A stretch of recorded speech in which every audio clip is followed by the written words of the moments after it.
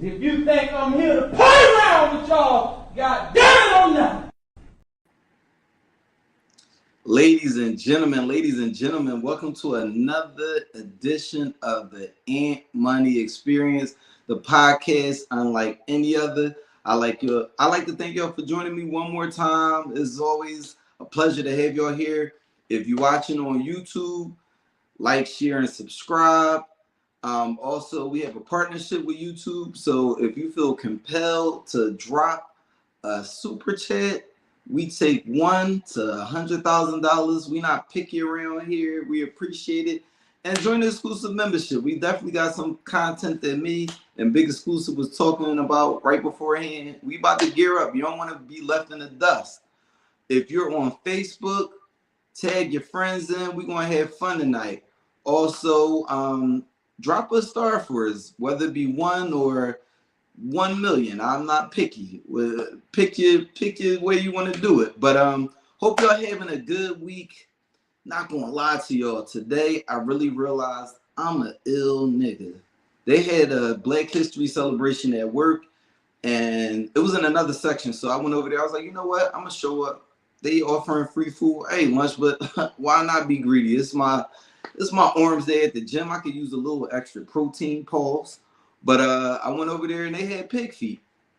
And my director looked at me and was like, what's that? I was like, it's pig feet, nigga. Like, you black and you from the South. You know what that is. I'm like, different. He was like, oh. And I took a piece and I ate it. I said, yo, you was a wild nigga for that. Eating pig feet from work. Yeah, that's how I do. Astaghfirullah if I offended any of my Muslim brothers and sisters. But also, y'all know how I like to do. Shout out to the gang, the most dangerous podcast network in the world, the Big Exclusive Network. If you got a podcast idea that you want somebody that's going to have you in the right shape, they going to have you up here looking good like they have each of the shows up here on the network looking, come over to Death Row Records. But if you're here, I also invite you to come out and chill with us on every day of the week. On Mondays, we got Melanated Vibrations with Dom Godwin, our local therapist, and Dusty Ass Adiris, where, you know, she likes to give a mental health aspect of things going on. She also has things that she runs herself, different series and stuff like that. Check her out. There's always great content. Also, if you're here on Tuesdays, then you are here to see the Big Exclusive podcast with Big Exclusive himself, Angry O Jeezy. And you know, Top Flight pops in every now and then. Her big dog is working on an acting class right now, and that's dope. I wish him nothing but the best of luck. Also, check his stand-up out on Amazon Prime. But without further ado, a message from our sponsors.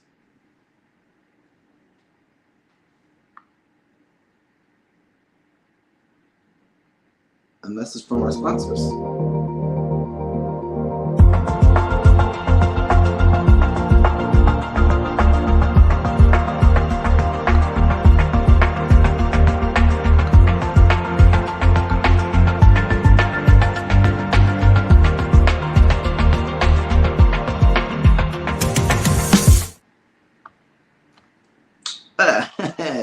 Back at it again. So, also, if you would like to be a co-host on the Ant Money Experience, hop in my inbox, hop in my DM, let me know. You know, I got 2 new guests that'll be coming up next week. I'm gonna have a nice panel discussion next week. Also, if you would like me to spotlight your business, just let me know. Let me know your business come through. What up, Tay Boogie? But yeah, just let me know. I'm definitely always happy to bring people up here, spotlight your business. I mean, it don't take much to support, and there's more ways to support than just monetary. With that being said, let's bring up the co-host for this evening. Yo, Ron. What up, big dog? Yo, what's up, yo? What's going on, Tim? What's going on, Ryan? How you? I chilling, man. It Do was, they got you in the machine, bro? I'm inside the airplane. You inside the airplane, laying down. I'm gonna just ask that, Ryan. When you're not talking, just mute your mic. All right. So, what up, Tiff? With that being said, let's jump right into it. If it bleeds, it leads.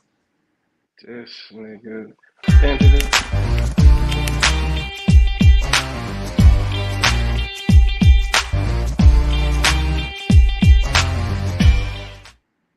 Like this nigga, always picking some good shit. Like it's, it's about All to right, go bring down. up the first picture, please.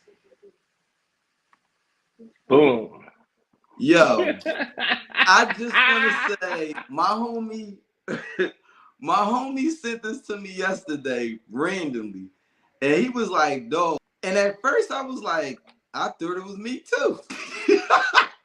Cause from the side, like I got a tattoo on my shoulder that kind of could look familiar to that. But yo, that shit really looked like me. Bro. And then the bandana, that's the I was Ant gonna Money say effect. that bad. I knew you was famous, but I didn't know you was GTA famous, bro. Listen, like, I appreciate I don't it. remember them niggas cutting us a piece, a percentage, a Yo, dividend, or nothing, man. real Like, shit, what's niggas going on? I heard of people having an image of their likeness used before, but damn, nigga. Listen, at least share the pod, damn. But you can take a deal. But yo, let's jump into the first video. Do not just believe in your friend. And why do you keep? Why is it a repeated issue that you believe women Can you see his when point your of not friend is believing telling you her? something? Can you see You his keep point? I'm doing asking that. you. Stop. Yo, Did the girl say he tried to fuck her or something? Yes. That's why he's sitting there acting light skinned. bro, The fuck are we talking you about? keep screaming and Light skinned bullshit. and stop. So hold up. Wait. Now I gotta bro. wait. Let me ask You're one about question. to piss me off, and I'm gonna start screaming back at you. Wait, can I ask a this question real stop. quick? This is about So you you can't even always ask a saying you not coming behind us when we fuck with a bitch. You knew I fuck with the bitch. You met the bitch through me, and you came behind her. You should have never kissed her if that's your instance. Ish, Yo, you keep what's ignoring wrong me with y'all saying niggas sitting I here have acting like not I'm met- I do crazy. not This re- nigga be fucking lying. Ish, I don't know this girl from you. You do. I You do. don't. You met her I'm through me. telling You you get I the don't. convenient amnesia. So any bitch I No, fuck behind Ish, you, I don't know neither. no. I ain't meet them through you. No, Ish, that's your See how bad. easy that be? You like You fucking see how behind easy niggas. that be? You like fucking don't. behind. So I wanted to talk about this last week, but it actually slipped my mind. So for those who aren't familiar with the Joe Budden podcast, on the show, Ish and Joe been kind of going back and forth about this topic off camera for a while. They've been making little subtle hits. But you know, at the end of the day, they homies, been friends for over 20 years. So it wasn't as heated as it looked on there. But what it came down to, for those who don't have the full story, is Ish said he had a shorty. The shorty had ended up hitting Joe up. So Joe always makes it seem like I'm the alpha male out of this group dynamic. I got the biggest name. I'm not fucking behind none of y'all. You know, we all fuck the same girls, but get it clear, y'all niggas fucked after me. So he was like, I never fucked after any of your girls. So the dude, so Ish basically got tired of it. He was like, no, that's not the case, because you was going to fuck shorty. He was like, no, it wasn't what I looked like fucking after you. He was like, then why was you basically outside the club kissing her? Now, you might not have fucked, but the opportunity and the intention was there. So they was going back and forth, and Joe was like, I didn't fuck. He was like, you playing semantics. You don't kiss a shorty without intention on doing anything. So I just, Ryan, what are your thoughts first? I'm not arguing with none of my homies about no girls, but I definitely on this. I felt like if what he said was true, Joe is definitely five. If he gonna Yeah. like, because it's like you kind of lying to yourself. I'm not going. I didn't do one thing. I don't do this specific thing, but then you turn around and do it to your man. I feel like any dude. I don't like to share girls. Like I ain't with none of that. So going behind your homie, and it kind of shady, like you kind of did it behind his back. Like Right. I kind of think that's actually Definitely. five. Okay. What about you, Big Exclusive? First, let me say this about Joe Budden. The fat Faison liar. That's first. And it might get a little. I don't know, man. I'm prepared for people to call me a hater. Because one, I feel like Joe Budden just always been a corny nigga, man. Okay. Like he always did corny, obnoxious, nut shit. And I just be looking every time I look at Joe and the shit that the controversy he had, he always did some silly, stupid cornball nut shit. Right. So I've never really been a fan of Joe. Now, let me get this out the way. Salute to Joe Budden. Biggest, well, I think he always top 3 when it comes to podcasts. He killing the podcast game. Salute. You know what I mean? And I watch and I try to learn.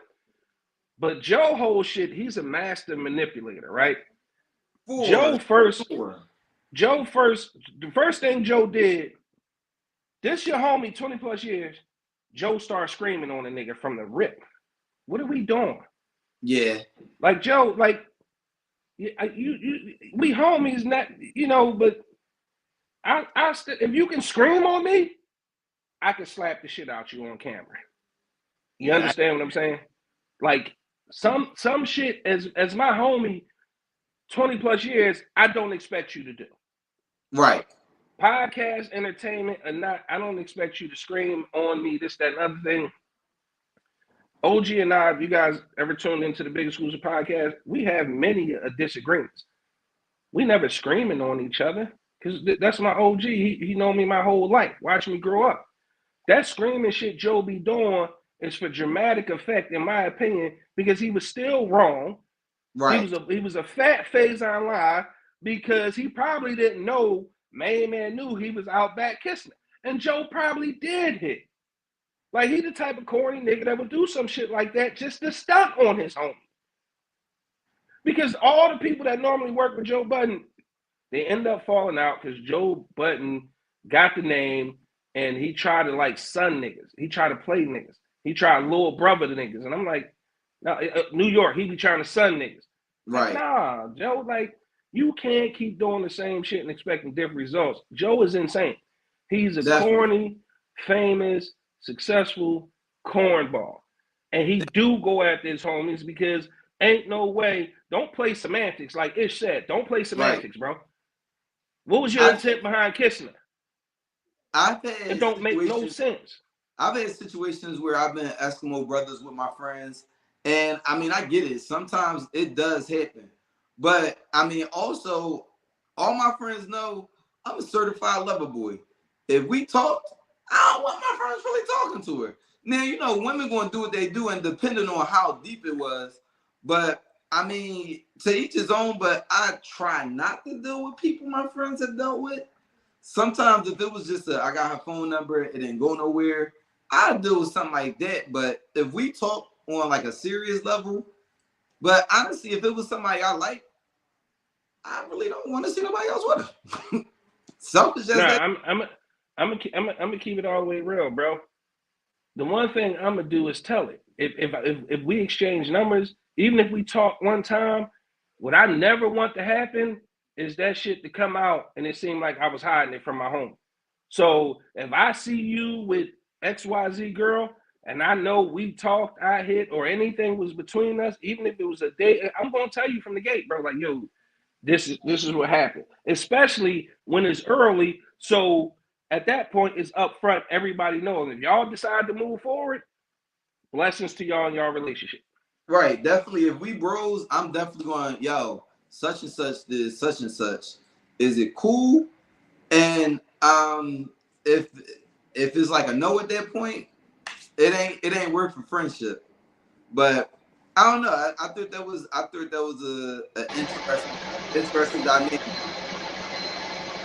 One thing I want to say, that you guys point out, and we old enough to probably touch on, you gotta know which one of your homies be on that type time. That you know from the rip, like you can't trust them around your girl, none of that. Or you meet a chick, they gonna try to slide in her DMs, whatever it is, or they gonna try to beat you to the front. And, you know, we all got homies or friends like that do corny shit like that. So And Joe Budden definitely seemed like one of them. So you gotta be able to identify that immediately. True. And Ronnie, look cold as shit out there. I ain't even gonna hold you. But next video, please. Oh man, all these fucking good ass white people at my show. And you wanted to show them the reason George Floyd got his neck nailed on.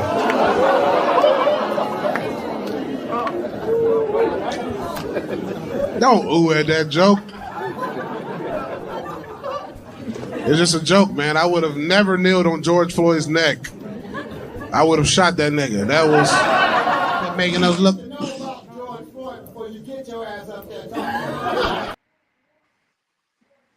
Now, when I saw that video, I thought it was disgusting, but I understand comedians have like a certain level of jokes that may make people feel uncomfortable. Now, what I didn't like is that that joke was told in front of a mixed crowd. I feel like if you want to get a joke off like that, do it in a crowd that's just us.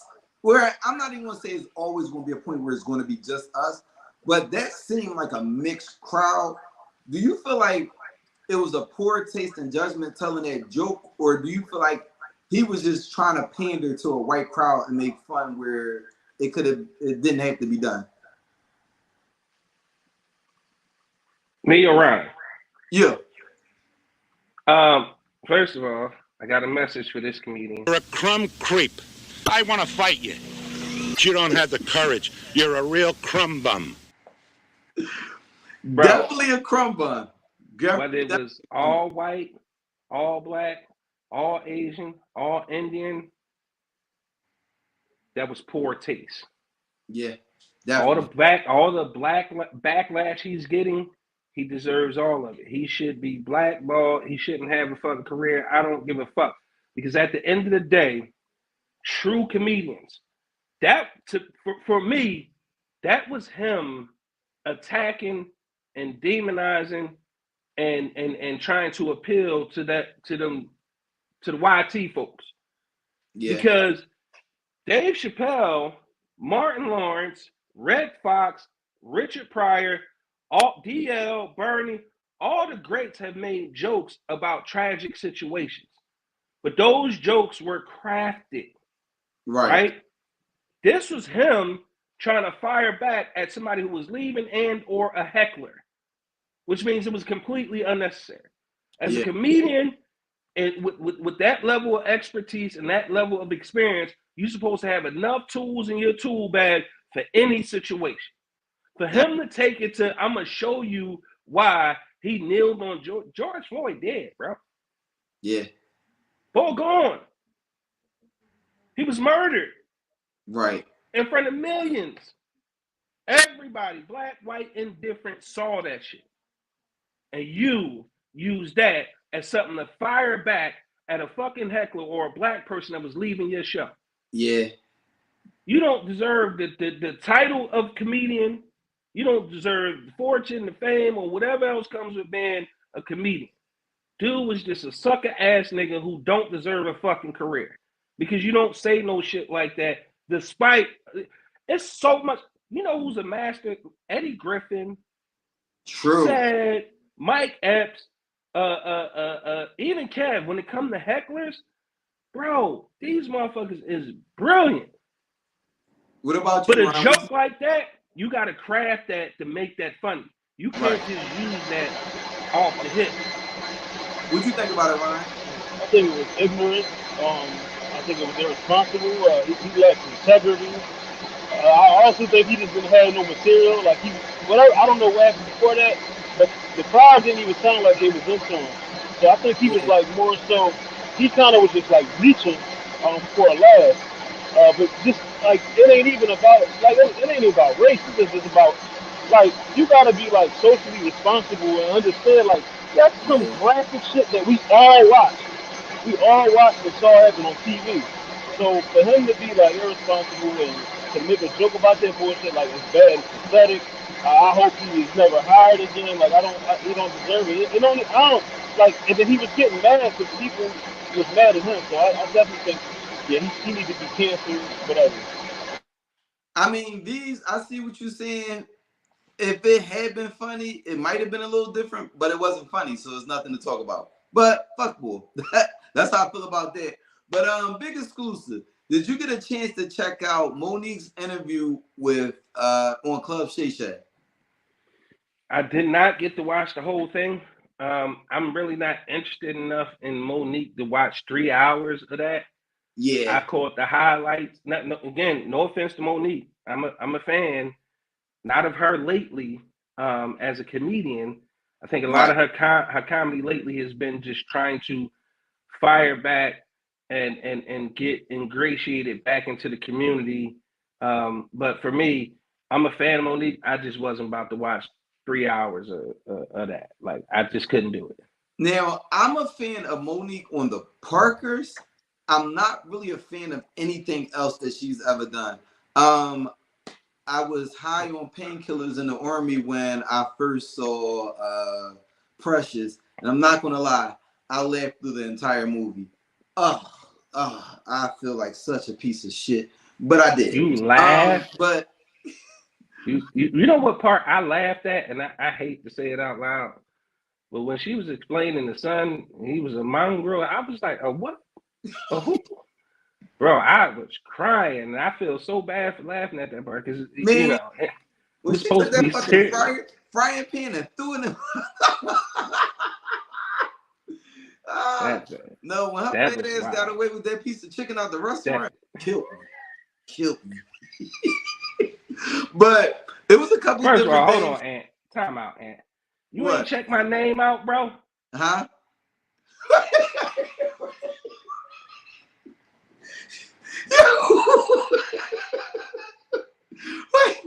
wait, because somebody said it in the comments, and I was like, wow, that's kind of wild. Yo, that shit is hilarious. But there was a couple different things that she talked about that, like, even without her knowing, that, I mean, without seeing the interview, you can still get feedback on. So she expressed her hatred for Oprah, and I definitely understand it now. So one of the things that she said she didn't like about Oprah was, she was like, Oprah doesn't like people to be as big as her. She kind of said, like, when she got her Oscar, and it was like afterwards when she was talking to the winners, I guess there's a press conference or like a members only party. So she was like, she came up and people was like yelling, Monique. And she was like, all right, y'all, damn, like, calm down. So she was like, Oprah kind of had to look like, y'all hype for her. And she was just like, she didn't see it. Her husband was like, yo, I thought that was kind of odd. Another thing that she said about Oprah, which I definitely agree with, was she said that Oprah had brought her family onto Oprah now, the Oprah show. Now, what she said was that Oprah did give her heads up. She said, hey, your brother reached out about doing an interview. Now, on his interview, he wanted to say that he violated you when you were younger. He knows it was wrong, but he wants to give a message to parents to watch your kids, watch certain things, because this could also happen to you. Now, she was like, you know what? I appreciate you giving me the heads up. This, day, and the third, that's fine. She was like, what she didn't tell me was that my family was going to be up there. And my family didn't tell me either because Oprah cut a check. She was like, it's always like this kind of competition thing, but that was low. So she was like, the thing she didn't appreciate about her mother being on the show was she was like, the next day she went to the grocery store and the lady was like, yo, Monique, I love you, but your mother's a bitch. Well, she didn't say that, but that's the way I interpreted it. But she said, that lady, she was like, that lady violated my mother. I hold my mother very high. I didn't like the fact that people violated my mother, but they were in their right to do so because they saw what they saw and they saw the way my mother acted towards it. And she was like, you know what? The thing that hurt my heart most about that is she was like, a little white lady reached out to me. She was like, a little white lady by the name of Barbara Walters said that they had came to her with that same thing. And she said, I won't do it. That's low. I couldn't do that to her. And she was like, I didn't even have a relationship with Barbara Walters. So I understood her hatred towards Oprah. Tyler Perry, she said that she has audio, and apparently the audio was out there in Twitter, well, X-Land. And she said that he's on record saying that he spread a rumor that she was hard to work with, and on a phone call, he said that wasn't true. So I could understand the hatred she has for him. She walked back her hatred that she had for Lee Daniels. She said her and Lee Daniels had a talk, and she was like, not only did he apologize, but he apologized publicly.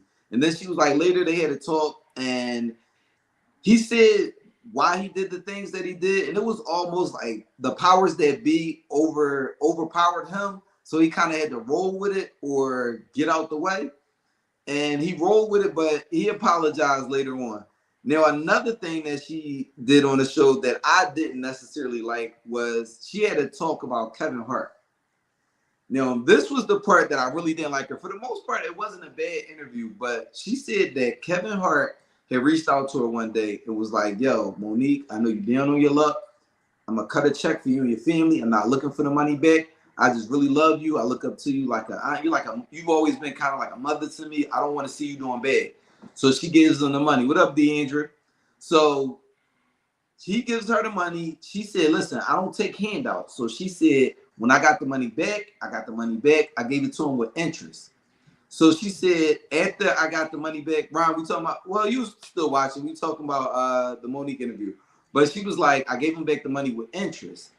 Now, he said, you know, Monique, if you ever need anything, I got you. Like, I want to help you get back to where you were and even further. So Monique said, cool. So she was working with a network to try to get her talk show back. And she said she went to the network and was like, yo, I got Kevin Hart. He'll executive produce this, that, and the third. So she reached back out to his manager, and he was like, fuck no, basically. Like, we're not doing that. Kev don't want no parts of that.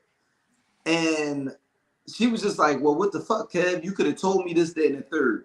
Now, my issue was, one thing that I didn't like is, yo, if I helped you, why you out here talking shit about me? I got somebody that I was cool with for years.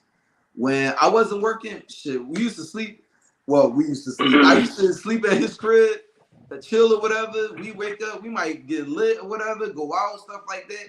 I would never publicly talk bad about him. Why are you talking bad about this man that looked out for you when he didn't have to? Now, another thing that I thought. Let me ask you a question real quick.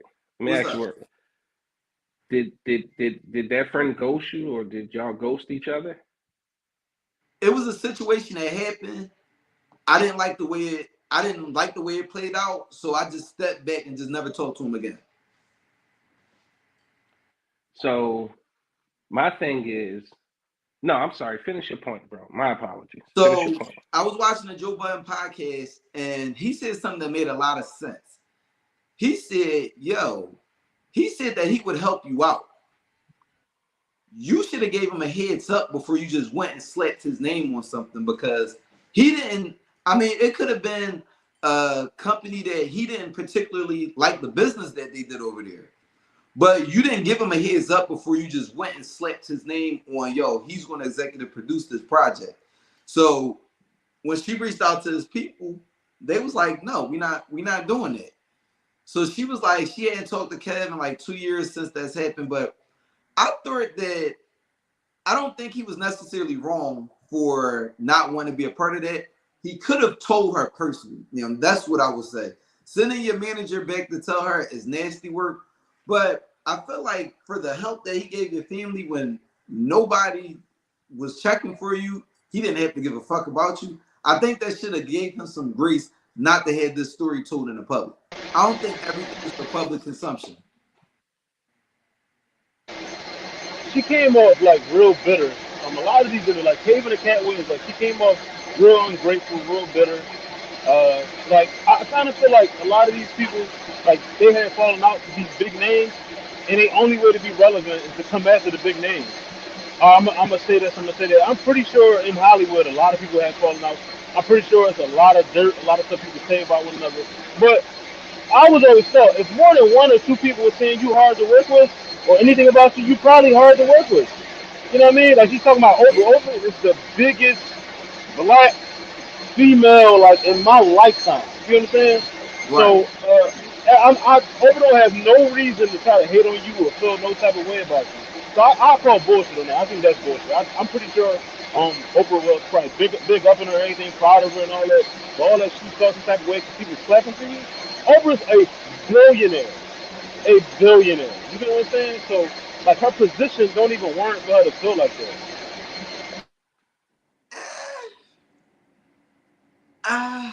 I don't know about that because you can still be envious at a billionaire status. I remember when the N1 players was talking about how the NBA players was like, damn, I'm jealous. Like, people really love y'all, and y'all don't have like a fraction of the game I got. So I still think you could be envious of somebody even though you have more. I mean, the same way a billionaire could look at somebody, let's say a thousandaire, and that person just has so much more personality, so much more swag, and they could be envious of that. So I don't completely agree with that point, Ryan. What about you, Big Excuse?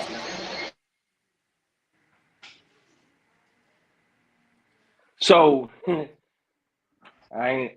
you get canceled, well, you're on the Big Exclusive Network, you can't get canceled, right? Right. So first thing I'm gonna say is fuck Oprah.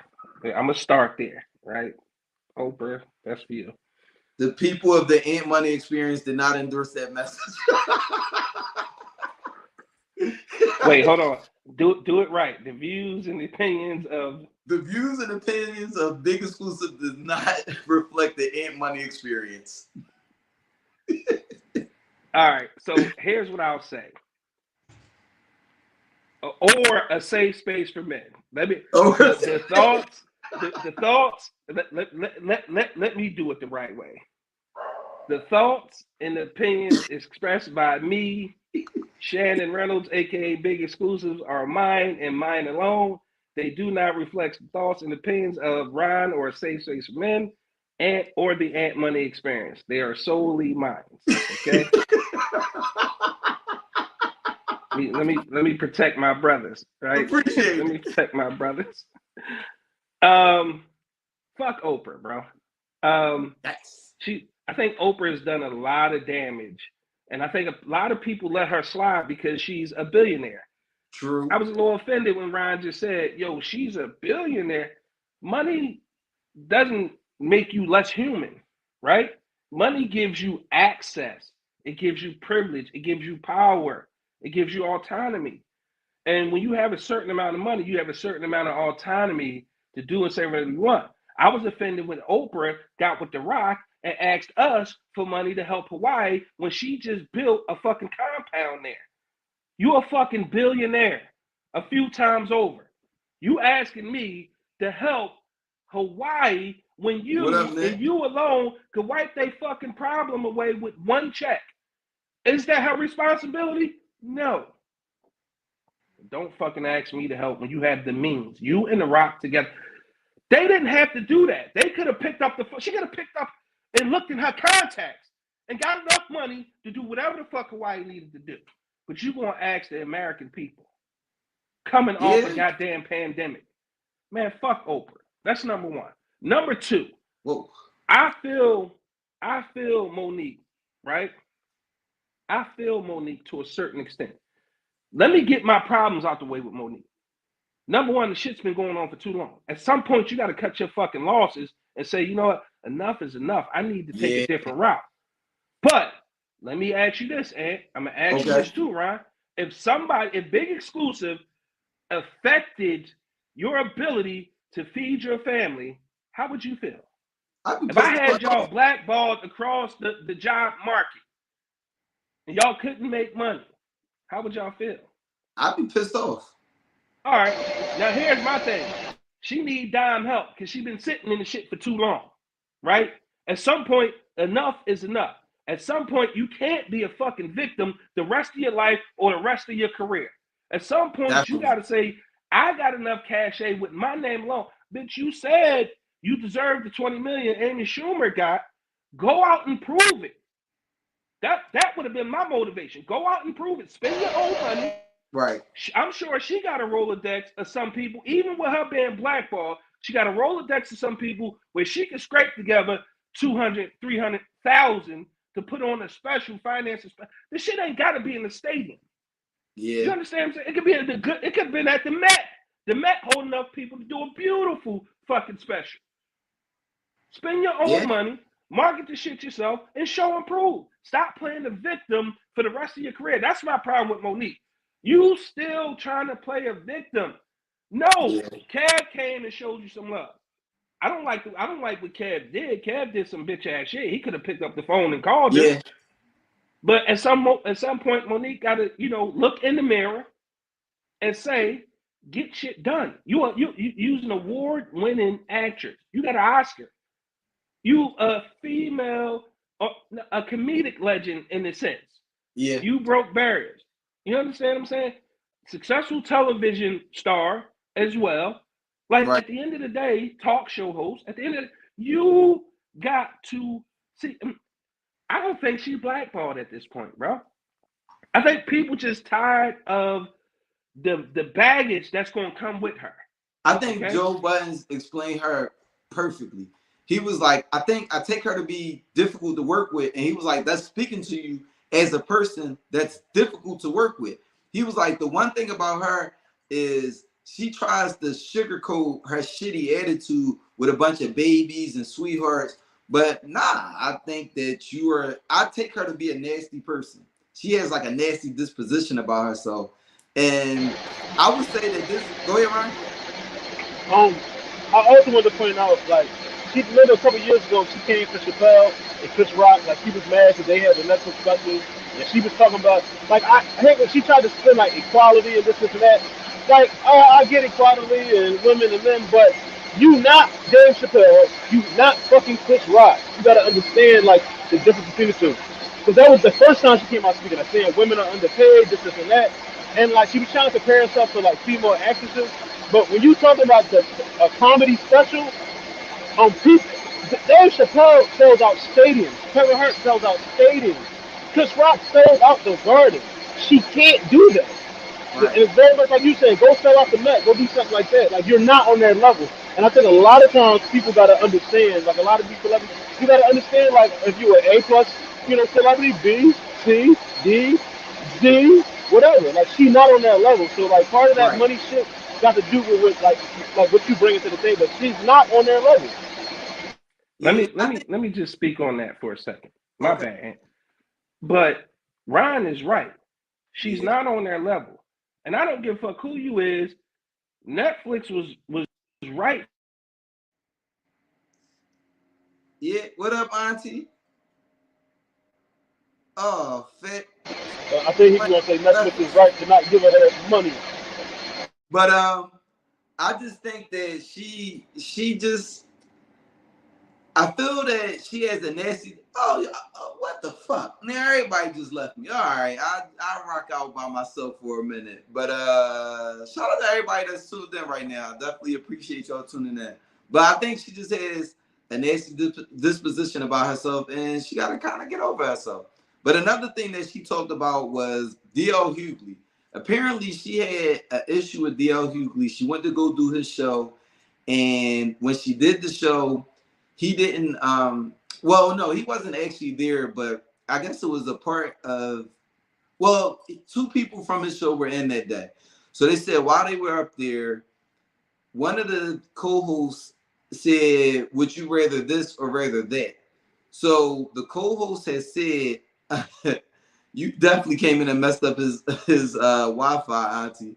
But the co-host asked her, would she rather her husband fuck Tyler Perry or fuck Corinne Stephan, aka Superhead Raw? And she was just like, my bad. Can y'all hear me? Yeah, you good. So she had asked if, like I said, whether she would prefer her husband to fuck Tyler Perry or fuck Corinne Stephan, aka Superhead Raw. And she stopped it and was like, I don't think that's funny. She walked out. She called D.L. Hughley. And D.L. Hughley kind of said, well, that's what we do up here. And she was just kind of like, well, what the fuck? Like, that's not cool, which I definitely agree with her. That's not cool at all.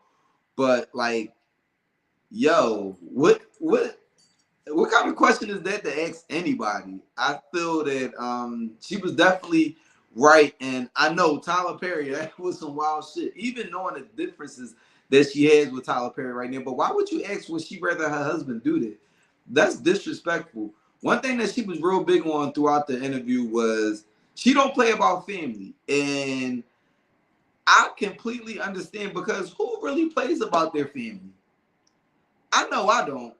Even if I have a disagreement with one of my family members, that's my disagreement to have. But I think it was real messy for her to do that. Another issue she had with somebody was Tiffany Haddish. Apparently, Tiffany Haddish was doing an interview with, I believe, GQ magazine. And with GQ, they had asked her, what would she do differently than Monique, I believe the question was. And she basically said that she wouldn't, something along the lines of like have a husband the way Monique is, or treat her husband. It was something in regard to her husband, which I don't know. Like, I want to know what Monique's husband is actually doing to rub people the wrong way. Does he have like that Wendy Williams type of situation going on? Because they be coming for her, for her. I'm sorry. Can y'all hear me now? Yeah. My bad. No, you good. You good. But I think we kind of beat the Monique topic to death. Can you bring up? Oh, wait. I just wanted to add something to that. My bad. Okay. So I was just going to say to a point that OG always talk about the sisterhood, right, and how women support each other, right? Right. It's a reason that Dave and Kevin and Chris are able to sell out stadiums. They get that level of support. Right. So when the money comes, it's not about who's the most popular or who's done legendary shit. No, when you talk about Ticketmaster and Rock Nation, those big venues, right, you have to be able to sell the tickets. Look at the WNBA. The WNBA has been in the hole since its inception, and people keep talking about the NBA needs to do more. They funnel money into it. They funnel marketing and promotion. They do everything that they can. But if the women don't go out and support it, then it's going to fail. If women don't go out and support Monique and help her sell out, she's going to fail. And Monique is doing herself a disservice by keep harboring on this bullshit. That's it. Okay. Next picture, please. Shannon Sharpe seemingly responds to Mike Epps after he claims Shannon reached out for an interview. Say my name again, and I'm going to release the DMs. All right, you can take it down. Now, Mike Epps at his show said that Shannon Sharpe reached out to him, and he was like, I said no, Madea. So Shannon Sharpe went and responded to that by saying basically like, yo, I can show the DMs. He was like, I don't care about you calling me out of my name. I've been called out my name for years, but don't lie on me. Now, I can release these DMs and it'll show everything. I thought Mike Epps' response to that was really distasteful. Honestly, if you knew you was in the wrong, you shouldn't have said anything bad. But he basically said, like, yo, you gonna be, I guess Shannon Sharpe said, like, I'm gonna be in Indianapolis. Why the NBA would have an all-star game in Indianapolis is beyond me. But he was like, I'm gonna be in Indianapolis, and he was like, roll up on me if you want. You know, I don't fight. Bang, bang. I thought that was distasteful. I feel like he was too old for that. And nigga, it's Black History Month. Like, we gotta do better. But one thing I'll say is I appreciate the fact that even before the week was over, they pieced it up. So I was on Instagram earlier and I saw pictures where they met up. They took pictures, but the thing I appreciated about it was the pictures were candid. So it wasn't like pictures of them posing together. You could see them like really just talking. They shook hands. At one point, they was like laughing and joking. And I really think that should be publicized just as much as the messiness of them going back and forth was. I noticed when niggas pick and choose who they want to fight, man. And if that was Cat Williams in that position, Mike Epps would have said he'd have whooped Cat Williams' ass. But because it was Shannon Sharpe, you know, he fucking Black Hawk. I don't fight. You know what that smoke was? First of all, nigga, you're not gonna shoot nothing unless it's a pellet gun at a carnival. Mike Epps ain't about to shoot a goddamn thing. Okay, that's number one. Number two, Unc gotta chill the fuck out, man. Unc problem is he's not used to being this famous because there's levels to this shit. He gotta understand it's going to start to come from every fucking angle, the higher he reaches in that level of fame. And he got to learn to decipher what to address and what not to address. Because at the end of the day, this is not even the worst allegation or the worst public and this is not even going to be the worst shit somebody has to say about you. It's just beginning for you.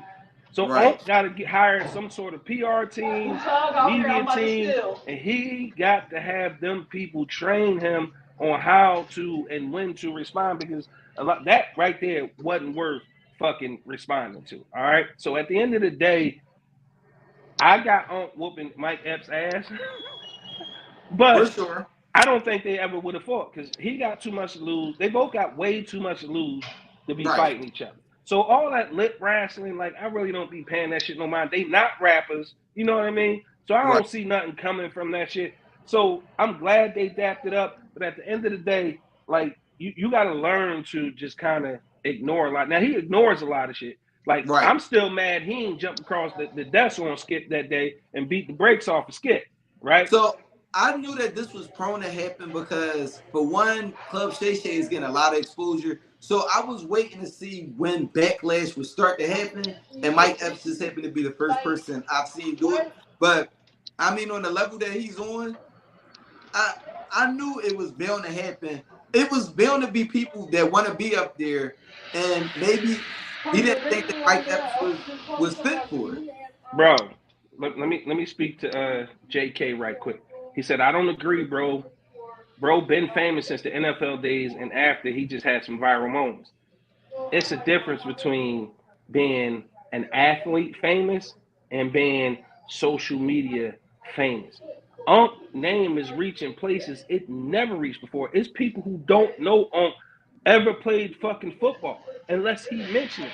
Like, this guy, this level of fame that he's achieving now supersedes what he was able to do in his NFL career. And let's not forget, he wasn't a quarterback or a star running back or a star receiver. He was a tight end at the end of the day. So the fame you talk about, JK, I'm talking about the fame he has now. He's never been this famous, okay, ever in his life. The fame he has now, he has people in places who never knew he existed till he did Cat Williams viral numbers, Monique, and a couple other people he had on. At the end of the day, this level of fame is not even close to NFL fame, bro. It supersedes. Yeah, I mean, Monique's interview was like 2 weeks ago, and I went back to finish watching it yesterday, and I mean, it was at 12 million yesterday. I mean, Cat Williams was, the last time I had checked, it was at like 12 million, and that was the week that it had premiered. So it's definitely Cat Williams showing like 60 million now, bro. God. Matter of fact, I'm gonna check right now. Also, with Shannon, two things with Shannon. Like he becoming famous and everything.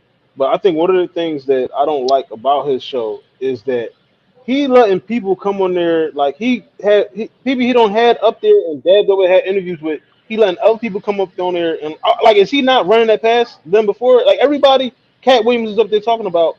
He interviewed before him, so like, to me that's a little messy, especially, you know what I'm saying? Like, when you talk about like long, Ryan, that's a bad job, bro. You can't say that.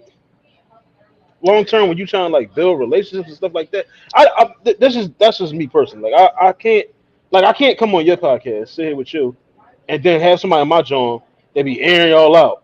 Yeah, fuck Ed, fuck big exclusive. They some nut ass niggas. You can. We want to handle it down.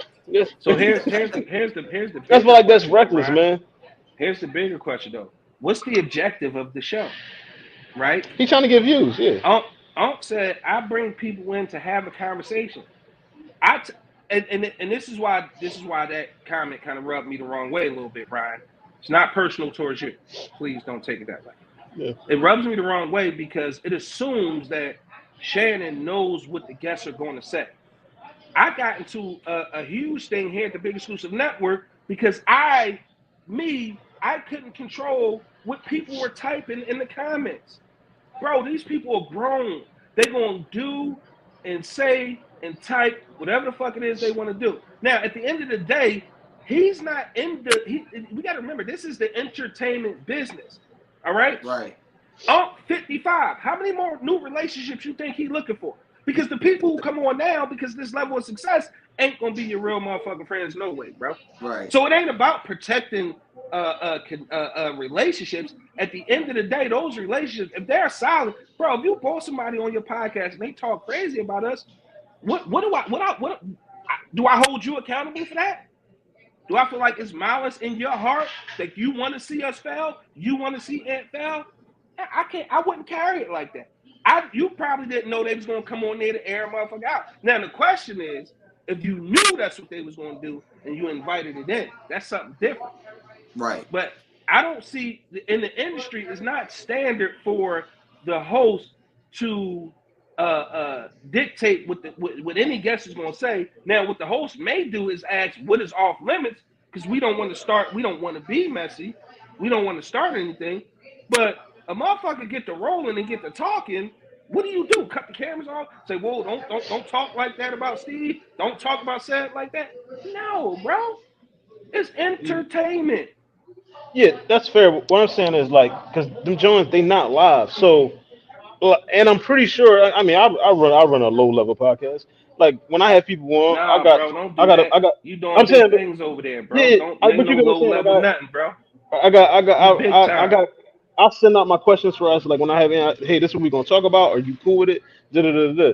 Like I gotta edit that shit. Everybody here edit their podcast. Everybody know you gotta do edits. You gotta listen to it back, make sure everything is cool. So it's not like he don't have the ability to control what's released. It's not like it's a live like this one. Like I think that's the one difference. I don't know behind the scenes. I don't know if he's letting these people know beforehand. Like, yo, I had this interview. They said A, B, and C, D about you, or is he just dropping it and then it's just like damn, I'm caught off guard. Well, Monique was just speaking on things that people have said about her. It wasn't necessarily things that people said on his podcast. It was just things that that people were just saying.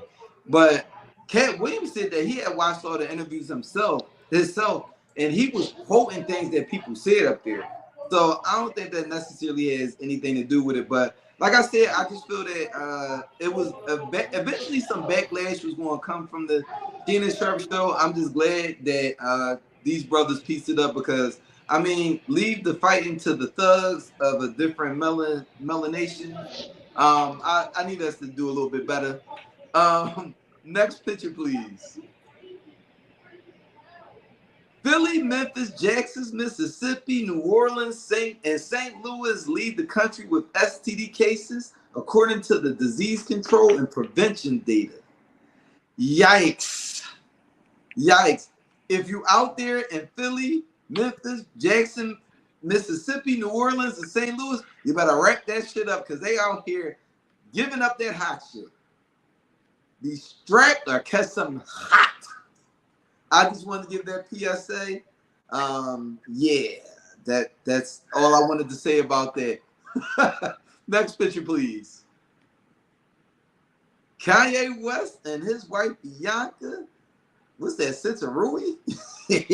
Sensory. Yeah, Sensorui. Seen going to the studio last night. Now, I wish you could do a little bit of a close-up on those buttocks there. Not that I'm looking at another man's wife, but this is innovative. Women, why aren't there more women doing this? Why aren't there more women doing this? Look at this woman just showing off what she has been blessed with. I'm pretty sure she went in the studio and shook what her mama gave her. Bruh. This is innovative. Nobody could do this but Kanye and his wife. And look at Kanye. He took the floor rug, cut a hole in it, and threw it around his neck. Nobody can do that. You can take it down. I was just purely entertained by that picture. Nobody. I'm a fan of Kanye West's music. I hate most other shit he do with a passion because it's these Kanye loyalists and fanatics that be like, Kanye is a genius. It's all for this big plan, especially when it came to that other situation. And then he keep apologizing for that situation. What the fuck was the plan? Just to throw away $1.5 billion? I don't know. However, I'm no hater. The new music is fire, and what he did with that Super Bowl commercial situation, now that was brilliant from a marketing standpoint. I still didn't see it. What exactly did he do in a commercial? Bro, it was as simple as. Actually, so go time ahead. out for 1 second on that. We're gonna come back to that because that's something we want to address in like next. Okay. All right, but hold that thought. But honestly, I just wanted to show a picture of Kanye walk with his wife. I had no real reason behind it. Wasn't a real topic. I just thought it was funny. But it's funny because I said, but and the picture popped up. But ladies and gentlemen, what up? What up, Creamy? Yo, let's get into the Super Bowl, gents. I wanted to make sure that this was a conversation that we could thoroughly break down. And yo, Ron, Duke said it looked like your dress stink. But I was getting ready to block Main Man, bro. I was getting ready to block him till you said it. Like, no, that's the homie. But my bad, Duke. Hey, Chris. Some light skinned boys behavior, man. Fogged up when the picture of the butt came up. But let's jump into this. I guess I'm laughing. You know, like I filmed the picture and like I randomly go on Twitter from time to time and that popped up. I couldn't stop laughing. But let's talk.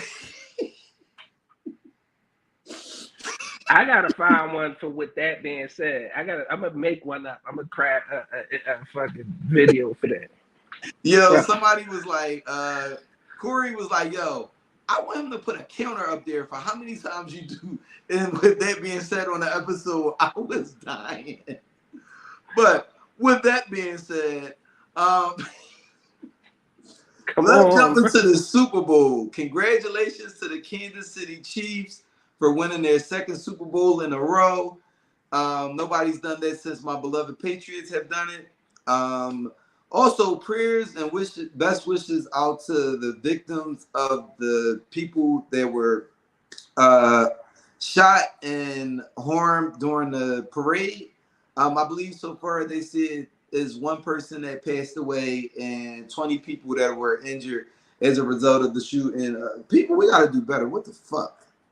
I mean, that's ridiculous. I don't exactly know what it was over, so I don't know if it was like it wasn't an intended mass shooting, but because they had multiple weapons fired. But come on, we got to do better than that as a people. But into the fun stuff. So, can you bring up the first picture for the Super Bowl? Which is the first picture, though? The national anthem. There we go. The real national anthem. Lift every voice. Andrea Day sung the Black national anthem at the beginning of the Super Bowl, and there was a lot of backlash over there. I actually saw somebody that I served with in the Army say there is no Black national anthem. And I was like, why do y'all get so upset about it? There is actually nothing wrong with lift every voice and sing. It's not like we jumping out like we coming for vengeance, we want blood. It's actually a very uplifting song. And I respect the fact that the NFL did that. I mean, we know what their love-hate relationship is with us, but I mean, it's February for one.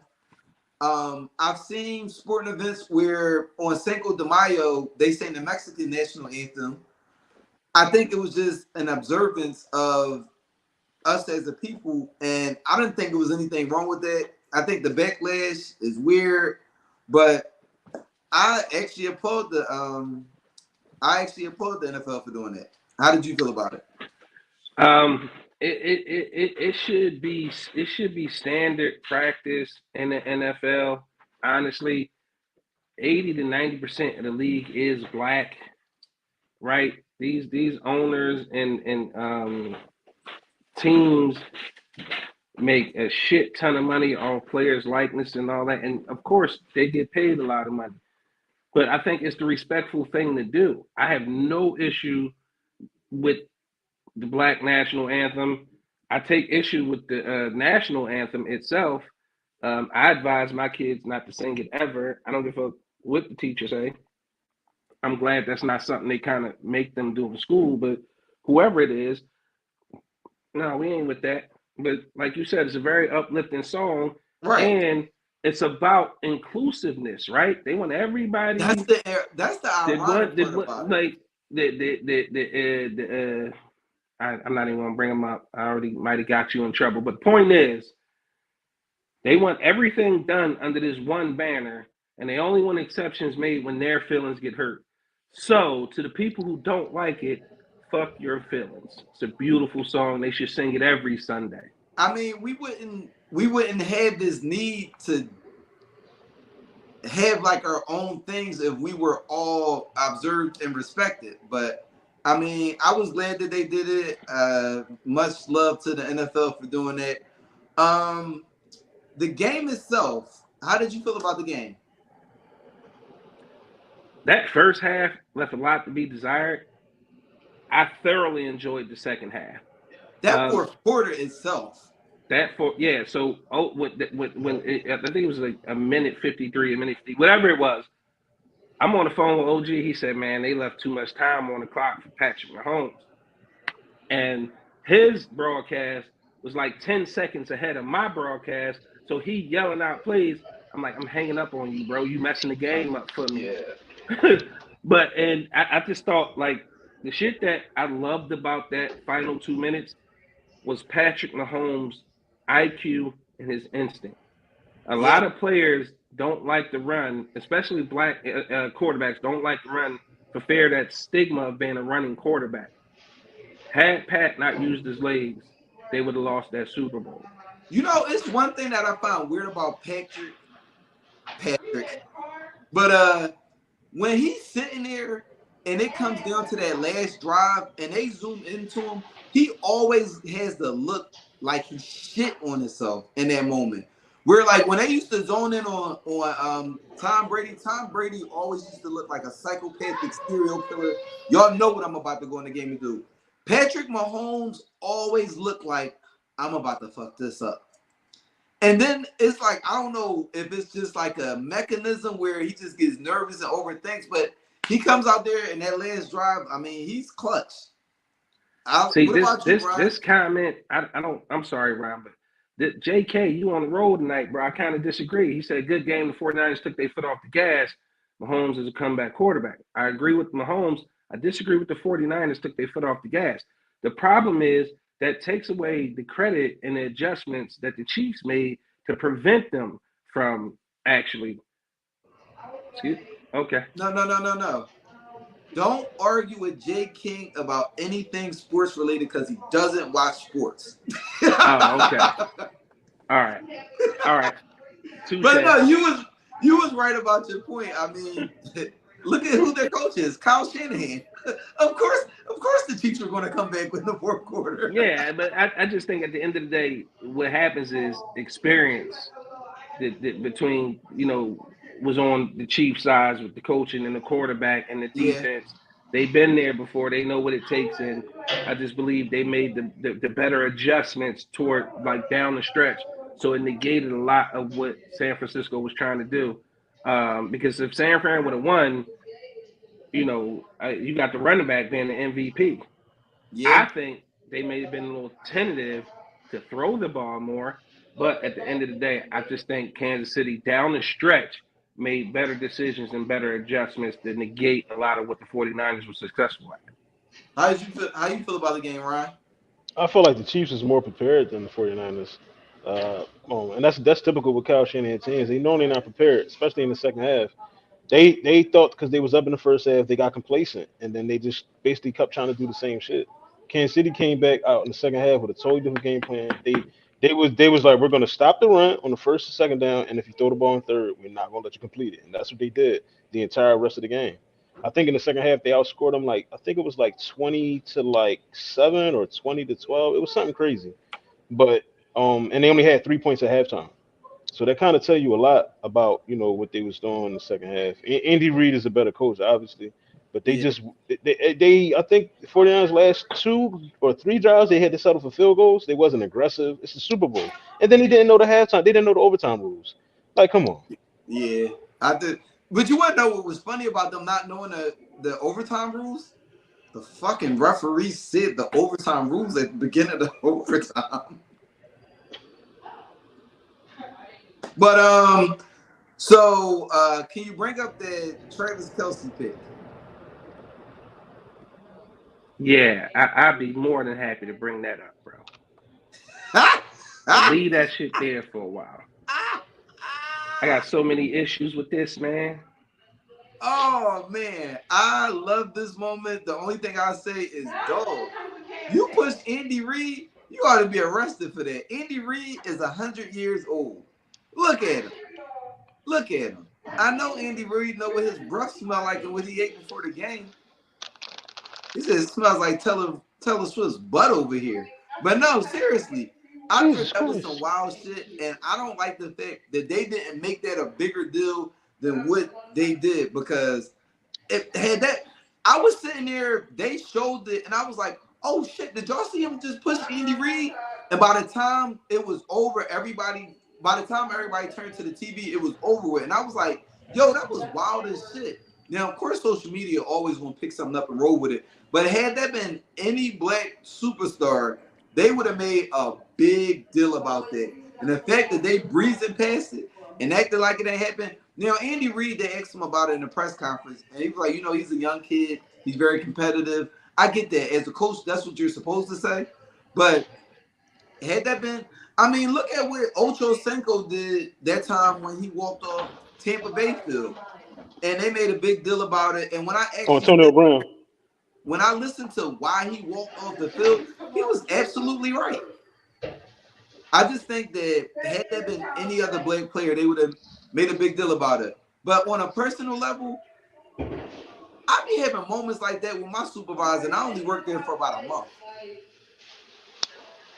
Sometimes you just want to jump in your supervisor's face and just talk like, the fuck you doing? Okay, all right. So, now, Big Exclusive, I asked you to take a quick time out. Let's talk about the commercials. Let's jump into the Kanye West commercial first. How did you feel about that? Actually, I missed it. So what actually took place? Bro, it was just simple. He spent $7 million on a Super Bowl ad. Kanye was in his car with his phone on selfie mode like he was live. And was like, yo, this your boy Kanye. We spent $7 million for the placement of the ad, so we spent all the money. So now we don't have a budget to shoot the commercial. But I just want y'all to go to Yeezy.com. That's YEEZY.com. Yeezy.com, and something about the album. And then it was over. It was over. That was it. He spent $7 million to do a 30-second selfie commercial. He $20 million. Yo, Grams, the what next up? day. What up, Grams? Salute, big brother, love you to death. But that is genius. Now, somebody that put their $7 million to great use is Beyonce. From the commercials I saw, Beyonce she smoked it. The way she had the whole commercial laid out, I thought it was a thorough commercial, but the way she was like, new music coming in the room, I was sitting in a room full of women that just idolized Beyonce. So they was like, oh my God, she just dropped that, her new album and new tour is coming out, this, that, and the third. 2 minutes after the commercial went off, I was like, damn, that was genius. And then she's sitting in a booth at the game the whole time. I thought that was definitely a smart way to utilize the opportunity. Auntie, what did you see? You ain't seen nothing. Like, what did you see? I know Auntie missed everything. I ain't gonna lie, I missed a lot of the good commercials too. I didn't see the Kanye Jones. I ain't see the Beyonce Jones. Honestly, they used to back in the day. They don't really do it like they used to. You know what I missed? I missed Those were definitely good ones. It was the level of creativity, man, that was brilliant, man. I was listening to somebody say earlier the companies that used to really bring it, and like you said, like the dope commercials just don't do it no more. But let's jump into, I know what the ladies wanted to talk about. Can you bring up the Usher post? Rate Usher's halftime show 1 to 10. Now, big exclusive. I said what I said on your post, and you gave me pushback. So I would like to start by asking, what would you rate his performance 1 to 10? I said it on the show, bro. It was 4 or 5, middle of the road, average. What? Like, to me, all right. Let me say this. Disclaimer, once again, I am an Usher fan. Okay. I am. My problem is I think I've seen too many Super Bowl halftime shows, because you can't give me one iconic moment from Usher himself for his Super Bowl halftime show. When he was roller skating. If the best you got to offer was fucking roller skates, and that to you is something you're gonna be talking about 20 years from now, Usher came out on roller skates. Listen, 20 years from now, I'm gonna be like, give me a break. I'll be like, that man really slid through will.i.am legs. But you do remember Whitney singing the national anthem. You do remember Michael Jackson. You do remember Prince. Purple Rain. And it started raining in the stadium. That was very iconic. You remember Dre, M, and 50. But even Fat 50 hanging upside down. Not comparing it against Beyonce, other people's. U2. Not comparing it against other people's performances, just as itself. You still hold it low. As itself, if it was a one-off, a standalone, that makes it worse to me, in my opinion. Because now let me explain. Yeah, skate your ass out here. You have 100. You get one shot. You get 125 million eyeballs on you, right, for 12 minutes. That was the best you could do with, I think it's a $12 million budget, whatever that is, for $15 million budget. That's what you came up with. I don't understand. Sir. I mean, he had that shit was mediocre. He had the HBCU band. I mean, the piano that Alicia Keys came on was dope. The dances that he had. I mean, the little Vegas theme that started it all. Like, I thought that was dope. Bro, you got low expectations now. You haven't seen certain you haven't seen certain halftime shows, man. I mean, the first fact that I can vividly remember a halftime show is the Michael Jackson one. I remember the Diana Ross one where she had left in a helicopter. That's as far back as I can remember. And all the years, I mean, I think this was I thought it was a really good performance. That's sad, bro. In my opinion, that's sad. All right, here's maybe my other thing.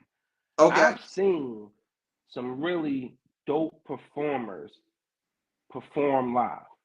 Right. Now, maybe if he had another 10 minutes, maybe. My problem is you have $15 million, Super Bowl halftime show, 125 million eyeballs. This is it. This is your moment. This is your moment to create your iconic status. This moment puts you in the pantheon of greatest of greats. No, Usher wasn't amazing, Auntie Sugar. He just wasn't. So what would have made it better? Better production, right? So it was an A-Town fest. My opinion, that's respect. That's where he's from. But I didn't give a fuck about Lil Jon, Ludacris, JD. Her killed it. That was the most memorable Her part of the wasn't whole playing the performance. guitar. With, huh? She wasn't playing the guitar. The most memorable part of the whole performance wasn't Alicia off keys, that piano. It wasn't the grind, because years from now, the one thing people gonna remember is that Alicia was off keys and Usher grinded on it. They're gonna forget everything else, because that's how underwhelming that shit was. He didn't sing enough because he was too busy trying to dance. His outfits was sassy than the motherfucker. Okay? The outfits was sassy than the motherfucker. The production was like I'll tell you this. It was a very safe production. That shit ain't had no pop. It ain't had no pizzazz. It ain't had no memorable moments, in my opinion. It just didn't. I mean, I enjoyed the performance. I mean, he was actually singing and performing, which I think is rare. And very hard to do, might I add. I really respect, because I mean, he was really dancing, skating, like he exerted a lot of energy, and to be singing all that time, I was like, how the fuck is he doing this? But I personally thought it was a good, a great. Auntie really wanted them socks to be talked about because she said it 4 times. Yeah. So I thought it was a great performance. We'll agree to disagree, but now to the messiness of it. Can you bring up the picture with him and Alicia? Now, can you take the picture down, and I want you to do a solo shot on me. Pause. Yes, sir. Usher Raymond is a domestic terrorist. He should be met and dealt with extreme caution. Don't leave your girl around him. True player for real. Ex his nigga for real. I think Usher needs to be dealt with, because the disregard that he has for people's marriages, I don't even know what to say about that. But if your girl is going to the Usher show, go with her. For the sake of God, go with her. That's all I got.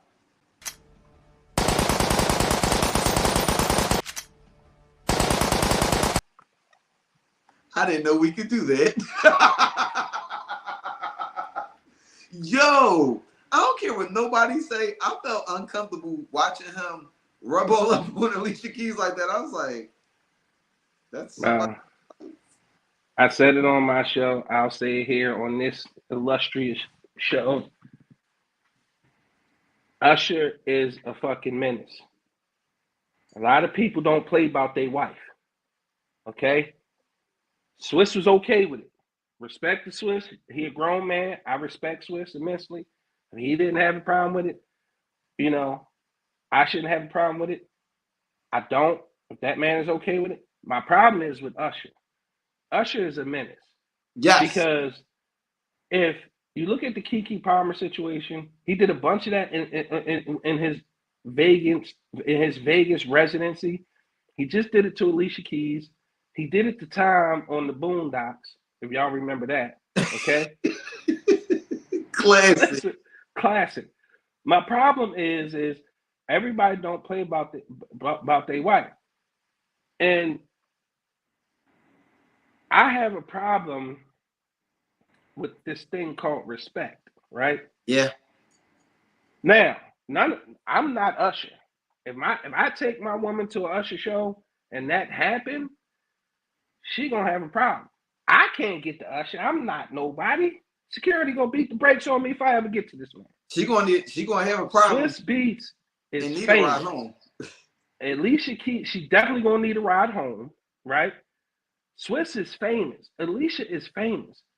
It's a certain level of respect I would expect for him to exhibit based off their public marriage. You had to know there was going to be backlash. You just pulled the shit with Keke. I mean, so now you just riding this coattail of being able to do that to other people's women is insane. And he's going to come across the wrong one, and they're going to put them paws on Usher.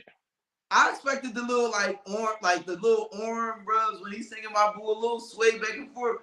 But when I saw that like embrace, I was like, bruh. We can see you, Usher. I mean, he was like the little ass grab thing. It was a lot. Listen, I don't care what they say about it was a performance, and you know everybody involved knew what was going to happen. That shit was inappropriate. I wish I had me a Auntie, husband.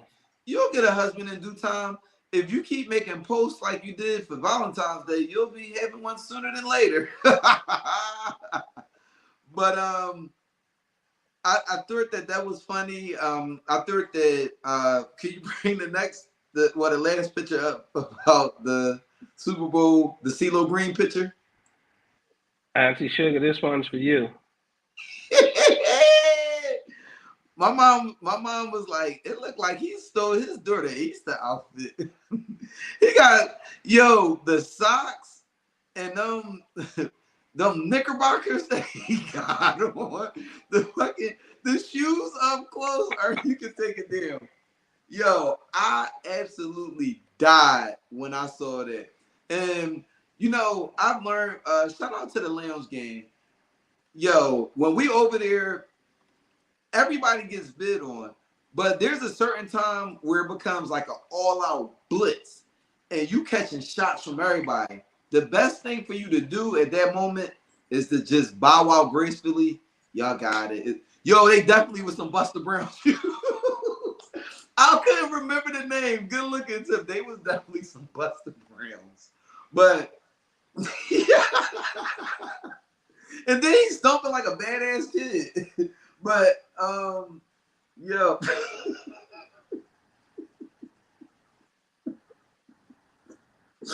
think I might change my profile picture today when Black History Month is over with.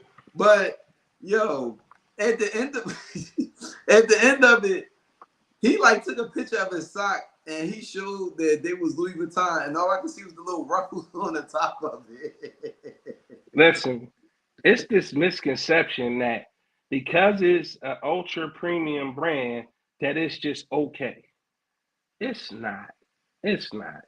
Be free, express yourself, but if you post it publicly, you're giving people the opportunity to offer opinions, criticisms, good, bad, or indifferent.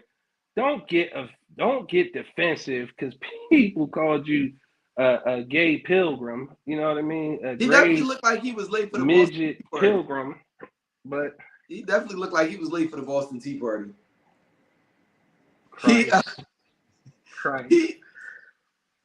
But it was funny because I was sitting there and I was watching it, and somebody was like, "What is CeeLo doing on the stage?"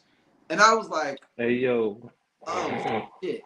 And then everybody was like, "Yo, I thought I was the only one," because I was staring. I was like, "Well, what song do CeeLo and Usher got together?" And when y'all know who it is, I was like, "Oh shit, JD, no, what is you doing? What is you doing, my boy?" JD, sorry, bro. You just gotta take the bid. JD is forever going to be a bid, but man, everybody get it, man. It was just his turn. It was just his turn, man. Ain't nobody tell him put on them pilgrim socks, Louis or otherwise. So, did I send my Black History fact? Yes. Okay, could you post my Black History fact, please? Black History Month. Let us remember, Brother Nathaniel Alexander invented the folding chair. And that moment at the bottom, the only thing that would have made that moment better is if it actually happened in February. That would be a moment. That is one of the moments that I think as Black people, we all came together. I was in Atlanta, and I mean, I was at an Airbnb, a bunch of my friends.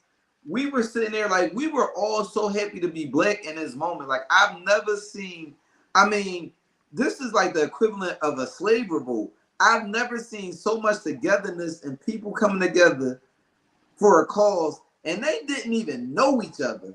But the fact, to go back to it, that a brother was the inventor of this, I just want to say Nathaniel, we did you proud, brother. I know you looking down on us and saying, my people. I just wanted to give Nathaniel his proper due because a lot of y'all probably didn't know that. I didn't know that. Brian, we was just talking about brother Nathaniel. Okay, you heard it. We was talking about brother Nathaniel giving him his proper due. But y'all know how I like to end. Definitely was a proud moment. Y'all know how I like to end. If it bleeds, it leads. Drop that funny video, please. I saw this and it made me think today. If dogs could talk, what breed is not allowed to say nigga? I figured I'd start with the ones who can say it. Pit Bull, Rottweiler, Doberman Pinscher. Even though the Doberman, them ears giving a little state trooper. You know, but all these dogs done been through some nigga shit. You know, if you see any of these dogs loose, you gonna cross the street. And that's how they've been treating niggas for years. So I get it. And then a Pit Bull will bite your ass and not let go. And my uncle did that at a cookout one time. Cause my cousin was talking. Never mind. I'm getting off topic. But yeah, they can say nigga. I feel like this one goes without saying. German Shepherd definitely can't say nigga. Not by any means. They done too much already to hurt the black community. When I first saw a German Shepherd, it was in black and white biting niggas when they were spraying them with the water hose. So they should have just called these Ku Klux Klanans, nigga. I don't trust nobody. If you own a German Shepherd, you can't say nigga. Now they definitely can't say nigga. These are the Karens of the dog world. I really don't like golden doodles. They cool, they cute little dogs and stuff, but they always in the way. They entitled. These are the ones that be at Starbucks eating the little pup cups and shit. Get your ass on, man. All right, now this one was tough for me, you know. Me being a country nigga myself, I fuck with the hounds. But any type of hound, you basically just the redneck of the dog community. You know what I'm saying? Like you fuck with niggas a little bit, but if you had to pick a side, you probably ain't gonna pick our side. Definitely not the bloodhound, because y'all was sniffing niggas out back in the day. Ain't nobody forgot about that. And then they got the droopy face. That's how white people look when you walk in the Cracker Barrel, just like that bloodhound. All right, good people. We are at an hour and 28 minutes. If y'all thought the dog world, if y'all thought that was the end of the show, it's not. Let's jump into that Leon's talk.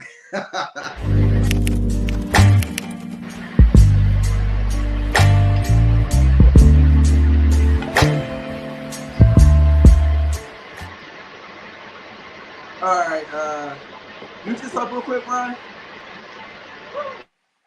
Ryan about to go do a drill. Oh shit! He about to.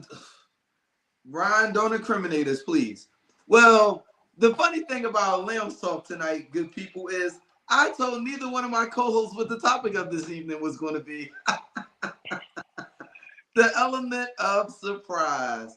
Now, nothing too crazy, just something that I've been pondering for a little bit. How do you feel about people? Let's just say you're in a relationship, which I know Big Exclusive is, because I see the way he gets sidetracked and looks at his phone and starts giggling from time to time on his show. But no, but seriously, how do you feel about a woman that you're dating taking like seductive pictures and posting them online? Now, one thing I'll say before we jump into it is, I think women that take selfies and post them on social media 3 to 4 times a week have a social disorder. That is very strange that you want to take pictures that often and post them. I think it's a social disorder, and I think it's low self-esteem. But how do you feel about a woman, your woman, I'm not even going to say other women, your woman, y'all in a relationship, she posts a picture in a bikini. How do you feel about that?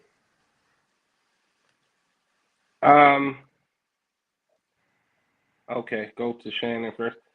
Bro, if I'm being honest, it's all about whether or not it's tasteful, right? Like, I'm a huge fan of women, black women in particular, the black woman form, the curves, all of them. Fupas and all, I'm a fan, right? So for me, as long as it's done tastefully and the intent behind posting it matters to me, right? Right. If the intent is to get validation, what you're saying about that social disorder makes sense. But if you're posting it because you truly are in love with yourself and your figure and the way you've been working on it, or you just a fan of the bikini itself and the intent is just, you know, for me, I just wanted to show off because I love the way I look. It made me feel good. It made me feel sexy. Then by all means, post as much as you want. But if the intent is to sell something, and we all know those type of pictures with that sort of intent, okay? I would have a huge problem with that, and nine times out of 10, you wouldn't be my woman anyway. Okay. So I don't mind, you know, her showing off if she feels good, she feels sexy, she's been working out, she got a promotion, whatever the case may be. If the intent behind it is purely for herself, I'm good with it. I don't have an issue. All right, what about you, man? These bitches be thirsty. They looking for attention. There's some thirsty ass bitches.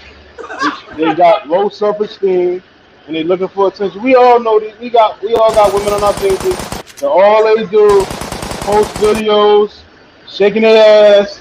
Bitch can't cook, showing her titties, can't iron clothes, don't separate clothes. You wash your whites with your blacks, your reds with your purples.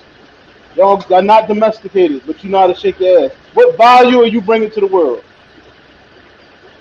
Now, see, that's the kind of woman I was talking about. You know, we all can decipher the ones who posted it with that sort of intent to sell. I'll tell you straight, if my girl posts pictures like that,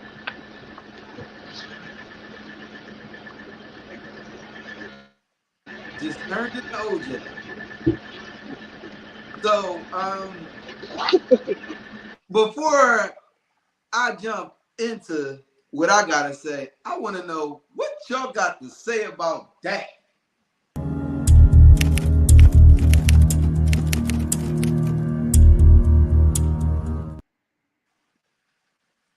And if y'all think I came here to play with y'all, god damn it, I'm not. So, Ron was not playing. I was gonna give my opinion, but Ron let that clip off. I was ready to jump. I want action there.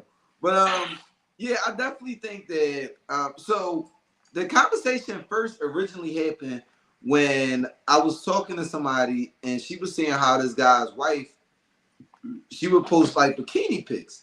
So the wife and him got into an argument because I never really thought about a men's version or variation of this, but she was saying how he's a fitness trainer and he'll post pictures with his shirt off, and she was like, you talk about me just posting bikini pictures, but you doing the same thing when you showing off your body. Then she like, it's one thing, you know, you at a pool party, you out on the beach on vacation or something like that. It's not like you doing it for thirst, you just posting a fun picture while you out. But just posting a picture with your shirt off out of nowhere for no reason, she was like, that's thirsty.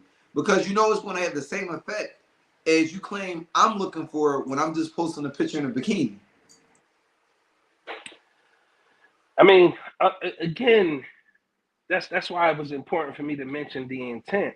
Right. A lot of time, if it's about being thirsty, it's about looking for that unwanted attention. You're going to get it. Yeah. But is it worth losing your person in the process of getting that attention? We got to look at the trade-off, right? And it can be about like compromise. Most relationships work because there's compromise. So if the trade-off is, yo, can you not post stuff like that, right? Can you handle that? Are you mature enough to say, you know what, cool, we can work on, you know, what kind of stuff is okay. But right. Then that goes down a very dangerous rabbit hole of policing. Right? And I believe all adults should have autonomy. So that's what I'm saying. If I'm with somebody who's compelled to or has the need to do that, 9 times out of 10, I'm not with that person, bro. I promise you. I promise you. I see what you're saying, but I still intent is that I think intent is definitely important. And I just feel like I had a friend that was in a relationship, but she sold lingerie. So she would post one here or there with her in the lingerie, but for the most part, she used models to show off her lingerie. But when she put out a picture in his lingerie, it will always be in the caption. You could find it this, that, and the third, please. So it was acceptable.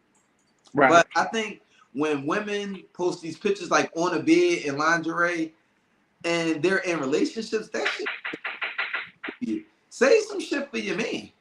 We shouldn't be seeing that because you're doing this knowing the reaction is going to garner. So what if she posted, right? And I'm speaking strictly from the intent that she feels good about herself. She has good self-esteem. And she posts that picture and turns off the comments. You want to turn off your DM too? It's not the comments, it's the DM that the action is going to happen in when somebody posts a picture like that. So what if y'all had the type of relationship that you had each other, you had access? Would that then still bother you? Say that again? If you had access to the DMs, would that then still bother you? I would never want access to that. So, because I feel like that's where it becomes, in my mind, it's like control. No, what if she offered it to you? Say, babe, listen, I got nothing to hide. I posted because, I feel good about it. I came a long way. Yeah, niggas is thirsty in the DMs. Well, hun, here you go. I expect every woman that's attractive to have something crazy in their inbox anyway. They don't even necessarily have to warrant that attention. If you are attractive, it's going to be somebody in your inbox that's so therefore it doesn't have to be a lingerie picture. It could just be a picture. Right. So but I think that the attention a lingerie picture is going to get you. Yeah, I mean, I agree with you. You know what kind of attention that's going to get you. Or it's fucking snow on the ground, and out of nowhere you posting a bikini pic. What?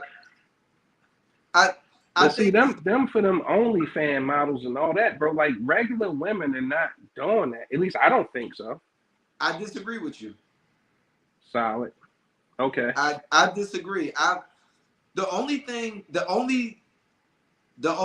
I'll say is I don't know that these women are in relationships. So maybe they're doing that with the intent of having people jump in their inbox. Now that I can understand. But a woman in a relationship, a married woman, I think is inappropriate. I can see that. I agree. You know what I mean? But that's why I always tell people your relationship goals can't be what you see on social media, on any platform, anywhere, on television or movies. It has to be a conversation and goals y'all set for each other. You have to decide what those boundaries are, what's acceptable, what's not acceptable.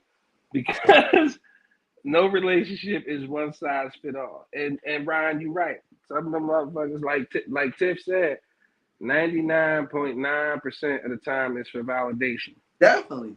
I had an ex-girlfriend that would post these pictures. Like one day I just happened to look and I'm like, yo, why do you have like 3 or 4 selfies in a week? Like what are you looking for this validation from social? Because there was always like a social media need for validation. Like she had got mad at me because she wanted me to post a picture of us, and I was like, I don't think that's necessary. The people that really knows us know we're together. And she was like, but I really want to do it. And I was like, look, I showed her. I went down my timeline and I showed her all my friends that was in relationships, and I was like, yo, you see the ones that's posting their girlfriends? They're all cheating on their girlfriends. So do posting you really do anything? I was like, they look happy as ever, but they not really. I don't need social media for validation. First of all, this is the second time I done heard you rap, bro. I read it. You definitely snitched. You definitely snitched. Bro got a little rap too. What a crumb bum thing at? Yeah, what a crumb bum thing at? You're a crumb creep. I want to fight you. But you don't have the courage. You're a real crumb bum.